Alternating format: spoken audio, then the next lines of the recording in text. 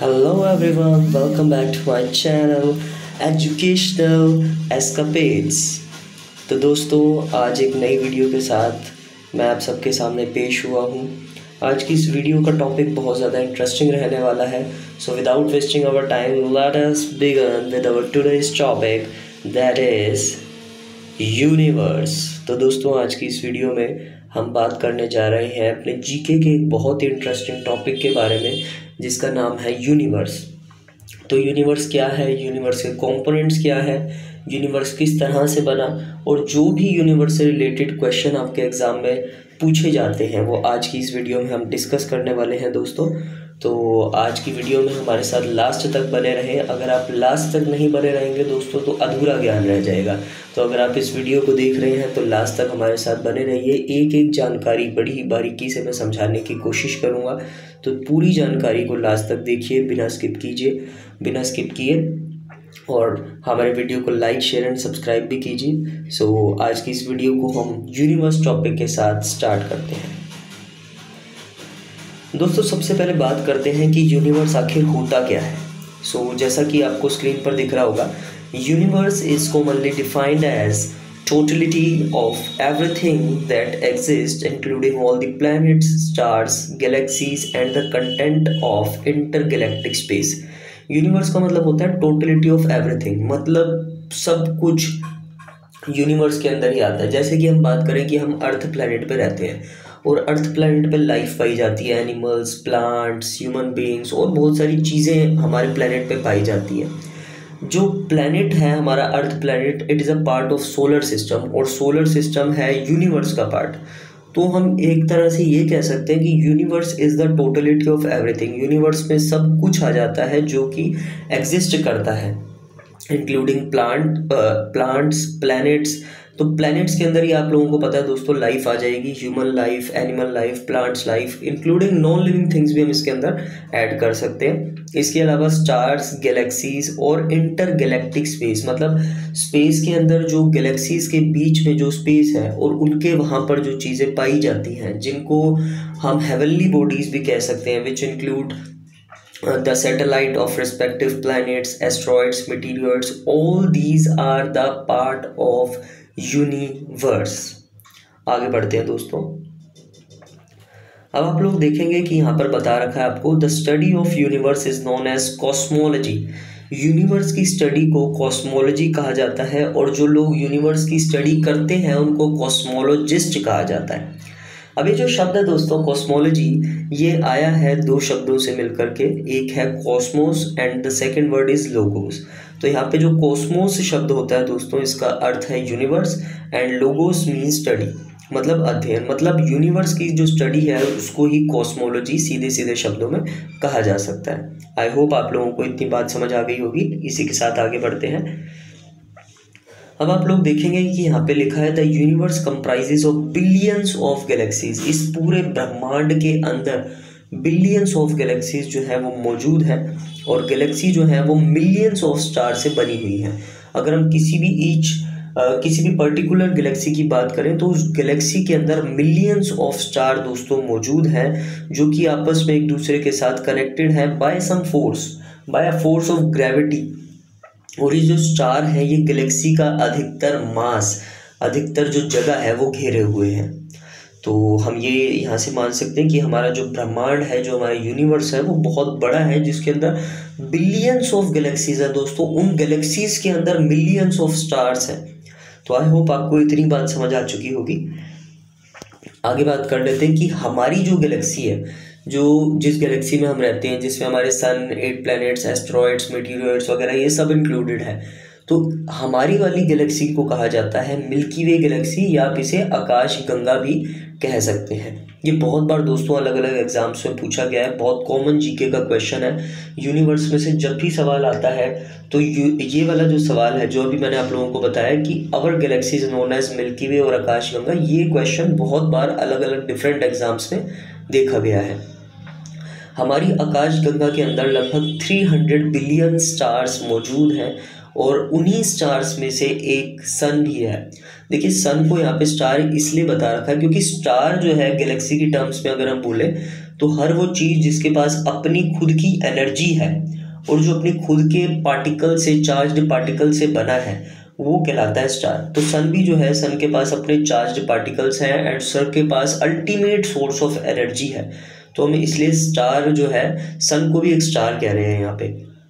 और इसके अलावा दोस्तों एक और भी बहुत कॉमन क्वेश्चन है जो कि अलग अलग एग्जाम्स में पूछा गया कि मिल्की वे गैलेक्सी तो ठीक है, जिस गैलेक्सी में हम रहते हैं मिल्की वे गैलेक्सी है, पर मिल्की वे गैलेक्सी के पास कौन सी गैलेक्सी है। तो आप लोगों की जानकारी के लिए बता दूं दोस्तों कि हमारी मिल्की वे गैलेक्सी के पास वाली जो गैलेक्सी है उसको कहा जाता है एंड्रोमेडा।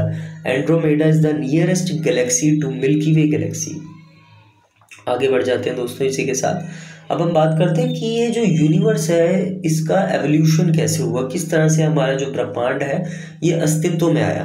तो दोस्तों देखिए, इसके पीछे, यूनिवर्स के एवोल्यूशन के पीछे एक बहुत बड़ी थ्योरी मानी जाती है जिसको कहा जाता है big bang theory. Big bang का मतलब है दोस्तों एक बहुत बड़ा एक्सप्लोजन हुआ था हमारे ब्रह्मांड में आज से लगभग 13.8 बिलियन ईयर्स पहले, जिसकी वजह से अलग अलग गैलेक्सीज, स्टार्स और बाकी जो भी हेवनली बॉडीज है ये सब अस्तित्व में आ सके। So we can say that big bang is responsible for the evolution of universe. दोस्तों ये भी एक बहुत कॉमन क्वेश्चन है, अक्सर बच्चों को, स्टूडेंट्स को पता नहीं होता कि यूनिवर्स अस्तित्व में कैसे आया। तो आई होप आपको यहाँ से पता चल गया होगा कि यूनिवर्स जो है वो अस्तित्व में आया बिग बैंग एक्सप्लोजन की वजह से, जो आज से 13.8 बिलियन ईयर्स पहले हुआ था। अच्छा, अब यूनिवर्स का एक बहुत इंपॉर्टेंट पार्ट है solar system. Solar system is one of the most important part of universe. अब सोलर सिस्टम की बात कर लेते हैं दोस्तों।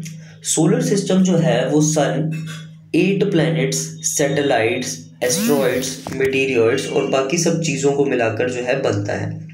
ये सारी जो अभी मैंने आपको चीज़ें बताई, ये जो सारे कंपोनेंट्स बताए मैंने सोलर सिस्टम के, ये सारे गैसेस की कंडेंसेशन की वजह से बना है। गैसेस के कंडेंसेशन का मतलब ये हुआ कि गैसेस जब ठोस अवस्था में आई तो उन्हीं गैसेस के कारण और बाकी सारी जो अन्य पार्टिकल्स वगैरह जो यहाँ पे लेसर बॉडीज लिखा है, उन पार्टिकल्स की मदद से, उन बॉडीज की मदद से, उन गैसेस के आपस में कंडेंसेशन की वजह से, मतलब वो जब गैसेस की फॉर्म से सॉलिड या लिक्विड फॉर्म में चेंज हुए, उनकी मदद से जाकर बने हमारे सोलर सिस्टम के different components which are sun, 8 planet, satellite, asteroids and meteors. तो हम ये कह सकते हैं दोस्तों कि हमारे सोलर सिस्टम में जो डिफरेंट चीज़ें मौजूद हैं वो सारी जो है गैसेस और अन्य पार्टिकल्स, लेसर बॉडीज के कंडेंसेशन की वजह से बने हैं। आगे हम बात करते हैं कि जो हमारा सन है सोलर सिस्टम के बिल्कुल सेंटर में पाया जाता है और सारे प्लैनेट्स, जितने भी हमारे प्लैनेट्स हैं, 8 प्लैनेट्स, वो सारे अर्थ के चारों तरफ एलिप्टिकल ऑर्बिट पे घूमते हैं। एलिप्टिकल ऑर्बिट आप मान सकते हैं कि ओवल शेप पे घूमते हैं।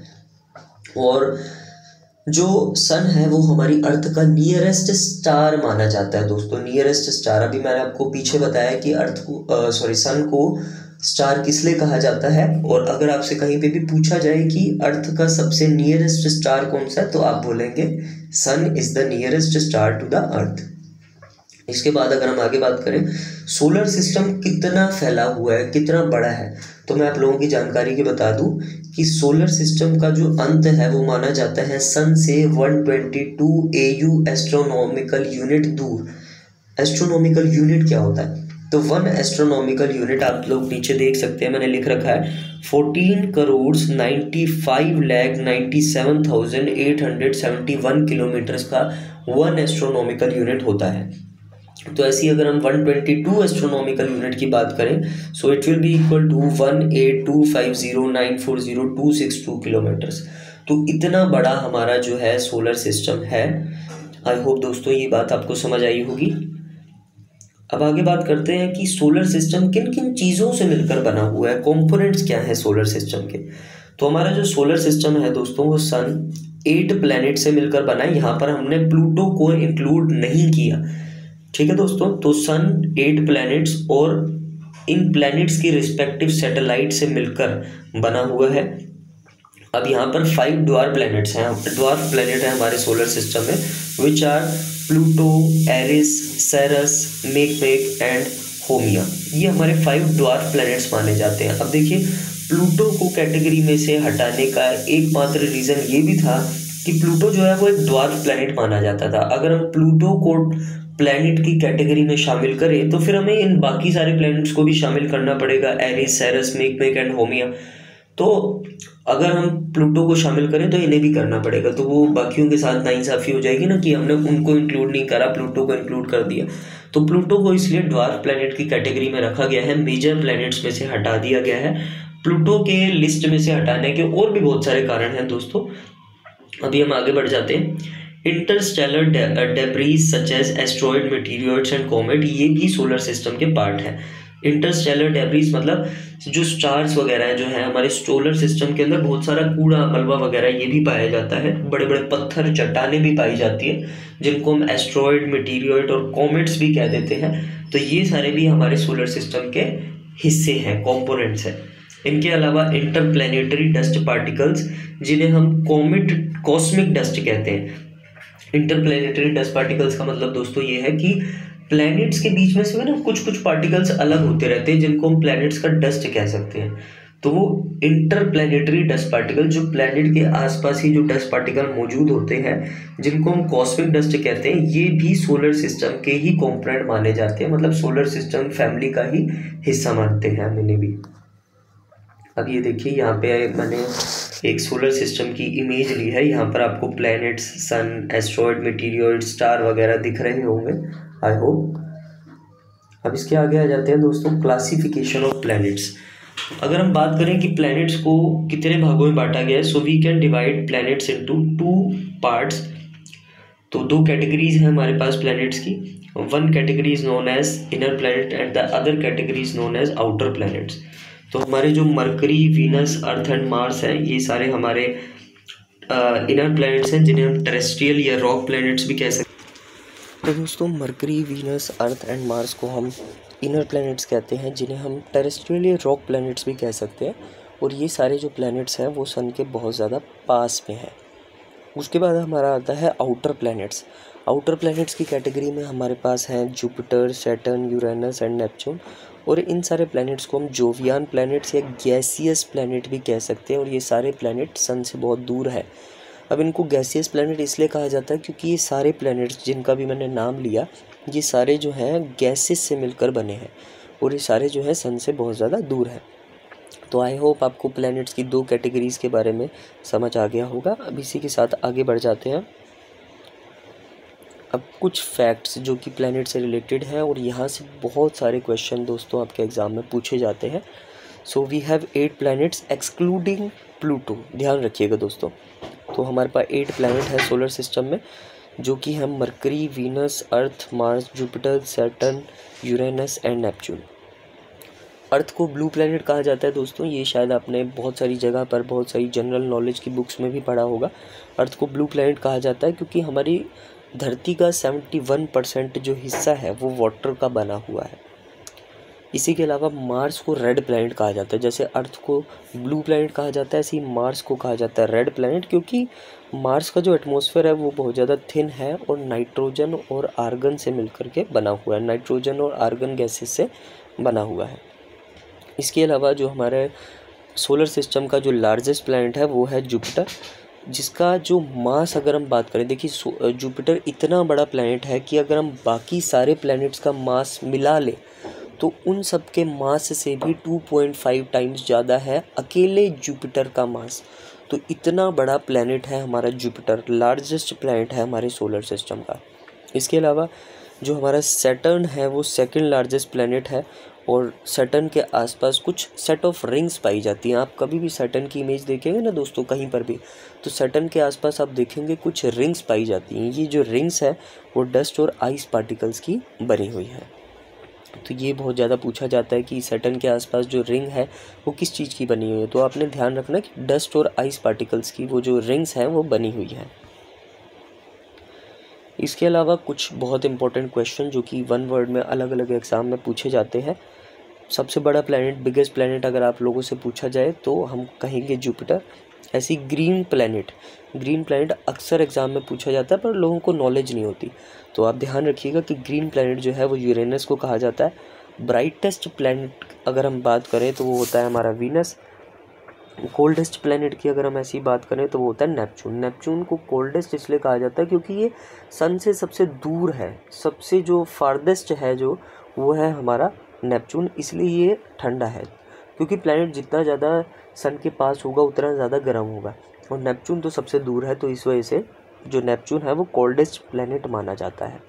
इसके अलावा अगर हम बोले कि सोलर सिस्टम में सबसे ज़्यादा फास्टेस्ट रेवोल्यूशन कौन सा प्लैनेट कर रहा है, सो दैट इज़ मरकरी। इसके अलावा जो रेड प्लैनेट है हमारे सोलर सिस्टम का, जिसको कहा जाता है रेड प्लैनेट, वो है हमारा मार्स। इसके अलावा जो स्मॉलेस्ट प्लैनेट है हमारे सोलर सिस्टम का वो है मरकरी। और जो अर्थ का ट्विन माना जाता है, मतलब अर्थ के जैसा ही जो प्लैनेट माना जाता है वो है वीनस। क्योंकि वीनस और अर्थ प्लैनेट में बहुत सारी सिमिलैरिटीज़ हैं, बहुत सारी। मैं ये नहीं कह रहा दोस्तों कि वो दोनों के दोनों बिल्कुल सेम है, पर उन दोनों के बीच में बहुत सारी सिमिलैरिटीज़ हैं। इनका मास, इनके फंक्शंस, इनके कंपोनेंट्स, बहुत सारी चीज़ें आपस में सेम है, इसलिए अर्थ का ट्विन माना जाता है हमारे वीनस प्लैनेट को। तो आई होप आपको ये सारी बातें जो हैं वो समझ आ गई होंगी। आज की वीडियो में दोस्तों बस इतना ही रखेंगे, नहीं तो वीडियो बहुत ज़्यादा बड़ी हो जाएगी। अगर आप लोगों को वीडियो में किसी भी टॉपिक में डाउट रहा, किसी भी आपके मन में कोई भी क्वेश्चन आ रहा है, तो आप लोग कमेंट करके हमसे पूछ सकते हैं। हमारे यूट्यूब चैनल का नाम है एजुकेशनल एस्केपेड्स। हमारा यूट्यूब का हैंडल है @educational escapades। स्पेलिंग देख लीजिएगा दोस्तों, इसके थ्रू आप हमें जो है सर्च कर सकते हैं। तो आज की वीडियो में बस इतना ही रखेंगे, मिलते हैं अपने नेक्स्ट वीडियो में। Thank you so much. Like, share and subscribe करना ना भूलें दोस्तों।